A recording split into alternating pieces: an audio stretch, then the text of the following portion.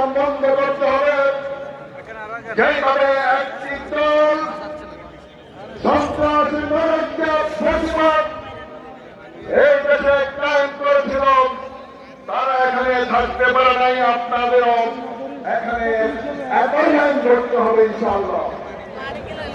আজকে আমি আমার শ্রেণী এক সারমিয়া প্রশান্ত মানুষের কাছে যখন ভোট চাইতে যাই, তখন তারা বলেন যে আমাদের নিরাপত্তার ব্যবস্থা করবেন, চারাবাড়ি থেকে আমাদেরকে মুক্তি দিবেন, সন্ত্রাস এবং সন্ত্রাসীদের থেকে আমাদের মুক্তি দেবেন, টেন্ডারবাজি থেকে মুক্তি দেবেন, ভিত্তিহীন নারী নির্যাতন থেকে মুক্তি দেবেন। আমরা ওয়াদা দিয়েছি, আমরা ওয়াদা দিচ্ছি, আমরা এই শ্রেণী একের সকল মানুষকে চারাবাড়ি থেকে চিকিৎসা বাসস্থান আমাদের মৌলিক